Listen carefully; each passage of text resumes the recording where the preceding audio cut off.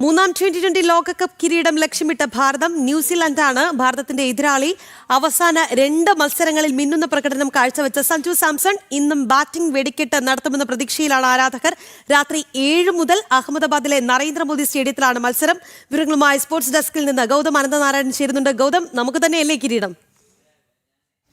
രാഗി, ഭാരതത്തിലെ ക്രിക്കറ്റ് ആരാധകരെ സംബന്ധിച്ചിടത്തോളം ഏവരും ഉറ്റുനോക്കുന്ന ഒരു ദിവസമായി ഇന്നത്തെ സൺഡേ മാറുകയാണ്. രാഗി ചോദിച്ചതുപോലെ നമുക്കറിയാം, ക്രിക്കറ്റ് എന്ന് പറയുന്ന മത്സരത്തിന് ഏറ്റവും അധികം ആരാധകരുള്ള ഒരു രാജ്യം ഭാരതമാണ്. അതിനാൽ തന്നെ ഈ കോടിക്കണക്കിന് വരുന്ന ആളുകൾ ഇന്നത്തെ ദിവസവും 2024 നമ്മൾ അമേരിക്കയിൽ ആവർത്തിച്ച ആ ഒരു വിജയ നേട്ടം, അത് അന്ന് രോഹിത് ശർമ്മയുടെ നേതൃത്വത്തിൽ 2024 ഏതാണ്ട് 1.5 വർഷങ്ങൾക്ക് മുമ്പ് മുംബൈയിൽ നിന്ന് തന്നെയുള്ള രോഹിത് ശർമ്മയുടെ നേതൃത്വത്തിലാണ് അന്ന് നമ്മൾ കപ്പ് ഉയർത്തിയതെങ്കിൽ 2026 കേവലം 2 വർഷങ്ങൾക്കിപ്പുറം നമ്മുടെ രാജ്യത്ത് തന്നെ ലോകകപ്പ് എത്തി. ആ ലോകകപ്പിൻ്റെ ഫൈനൽ, അതും നമ്മുടെ ആദരണീയനായ പ്രധാനമന്ത്രി നരേന്ദ്രമോദിയുടെ പേരിലുള്ള ലോകത്തിലെ ഏറ്റവും വലിയ ക്രിക്കറ്റ് സ്റ്റേഡിയത്തിൽ ഇന്ന് ആ ഫൈനൽ മത്സരം നടക്കാൻ പോകുന്നു എന്നത് തന്നെയാണ് ഏറ്റവും ശ്രദ്ധേയമായ ഘടകം.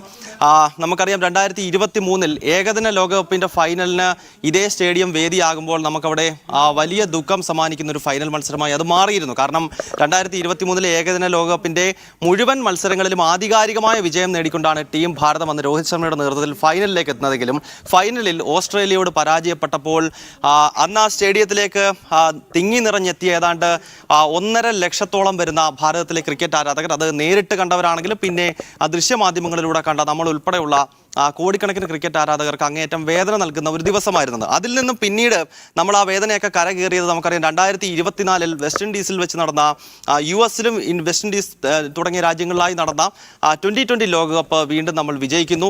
അങ്ങനെ അതിനുശേഷം 2025 കഴിഞ്ഞ വർഷം നടന്ന ചാമ്പ്യൻസ് ട്രോഫി ആധികാരികമായ വിജയം നേടുന്നു. അങ്ങനെ 2023 ആ പരാജയത്തിന് ശേഷം നടന്നിട്ടുള്ള പ്രധാനപ്പെട്ട ICC ടൂർണമെൻറ്റുകളെല്ലാം ഭാരതം വിജയിക്കുകയാണ്. അതിനുശേഷമാണ് ഇന്നിപ്പോൾ 2020 ലോകകപ്പിൻ്റെ ഫൈനലിലേക്ക് വീണ്ടും ഭാരതം എത്തുന്നത്. എതിരാളികൾ ന്യൂസിലൻഡ് ആണ് എന്നുള്ളതാണ്. ന്യൂസിലൻഡിനെ തള്ളിക്കളയാൻ പറ്റുന്നൊരു ടീമല്ല. ആധികാരികമായ വിജയങ്ങൾ ഈ 2020 മത്സരങ്ങളിൽ അവർ നേടിയിട്ടുണ്ട്. ഏതാണ്ട് കടന്നു വന്ന 8 മത്സരങ്ങൾ നോക്കിക്കഴിഞ്ഞാൽ 2 പരാജയം ന്യൂസിലൻഡിന് നേരിടേണ്ടി വന്നു. ഭാരതത്തെ സംബന്ധിച്ചിടത്തോളം 8 മത്സരങ്ങൾ കളിച്ചതിൽ ഒറ്റ പരാജയം മാത്രമാണ് നമുക്കുണ്ടായത്. അത് ഗ്രൂപ്പ് മത്സരങ്ങളിലെ 4ലും വിജയിച്ചു. പിന്നീട് വന്ന മത്സരത്തിൽ ദക്ഷിണാഫ്രിക്കയോടൊരു പരാജയം ഒഴിച്ചു കഴിഞ്ഞാൽ ബാക്കി 7 മത്സരങ്ങളിലും വമ്പിച്ച വിജയം നേടിക്കൊണ്ട് ഭാരതം ഫൈനലിലേക്ക് എത്തുകയായിരുന്നു. സഞ്ജു സാംസന്റെ കാര്യം പ്രത്യേകം എടുത്തു പറയേണ്ടതാണ്. നമുക്കറിയാം, ഭാരതം 983 മുതൽ ഓരോ ലോകകപ്പ് നേടുമ്പോഴും അതിലെല്ലാം ഒരു മലയാളിയുടെ സാന്നിധ്യം ഉണ്ടായിരുന്നു എന്ന കാര്യം കൂടി നമ്മൾ ഓർക്കേണ്ടതുണ്ട്.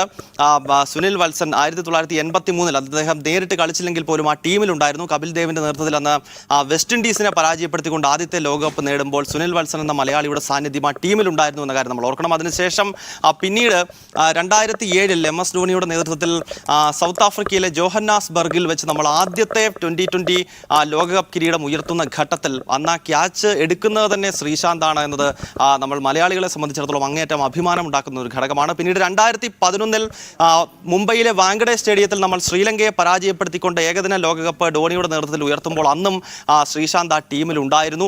പിന്നീട് 2024 കഴിഞ്ഞ വെസ്റ്റ് ഇൻഡീസിൽ വെച്ച് നമ്മൾ വീണ്ടും 2020 ലോകകപ്പ് ഉയർത്തുന്ന ഘട്ടത്തിലും സഞ്ജു സാംസൺ അന്ന് നേരിട്ട് കളിച്ചില്ലെങ്കിൽ പോലും ആ ടീമിൻ്റെ ഭാഗമായിരുന്നു. അങ്ങനെ 983 മുതൽ ഇങ്ങോട്ടുള്ള ലോകകപ്പ് കിരീടം ഭാരതം ഉയർത്തുന്ന ഘട്ടങ്ങളിലെല്ലാം മലയാളികളുടെ സാന്നിധ്യം ആ ടീമിൽ ഉണ്ടായിരുന്നു എന്നതും ഇന്നത്തെ സഞ്ജു സാംസന്റെ പെർഫോമൻസിന് അങ്ങേയറ്റം ക്രിക്കറ്റ് ആരാധകർ ഉറ്റുനോക്കുകയാണ്. എന്തായാലും വൈകിട്ട് 7 മണിക്ക് പ്രധാനമന്ത്രി നരേന്ദ്രമോദിയുടെ പേരിലുള്ള അഹമ്മദാബാദിലെ ലോകത്തിലെ ഏറ്റവും വലിയ ക്രിക്കറ്റ് സ്റ്റേഡിയത്തിൽ ഈ ലോകകപ്പിൻ്റെ ഫൈനൽ നടക്കാൻ പോവുകയാണ്. ഏവരും പ്രതീക്ഷിക്കുന്നത് പോലെ ഭാരതം തന്നെ കപ്പ് ഉയർത്താനുള്ള സാധ്യതയാണ് കാണുന്നത്. രാഖി, ശരി ഗൗതം, എന്തായാലും മൂന്നാം T20 ലോകകപ്പ് കിരീടം ലക്ഷ്യമിട്ട ഭാരതം ഇന്ന് ഇറങ്ങുമ്പോൾ ആവേശത്തിലും പ്രതീക്ഷയിലുമാണ് ആരാധകർ. എന്തായാലും ഇന്ന് രാത്രി വെടിക്കെട്ട് ബാറ്റിംഗ് സഞ്ജു സാംസൺ പുറത്തെടുക്കും എന്നുള്ള പ്രതീക്ഷയിലാണ്. ഒപ്പം തന്നെ രാത്രി 7 മുതൽ അഹമ്മദാബാദിലെ നരേന്ദ്രമോദി സ്റ്റേഡിയത്തിലാണ് മത്സരം.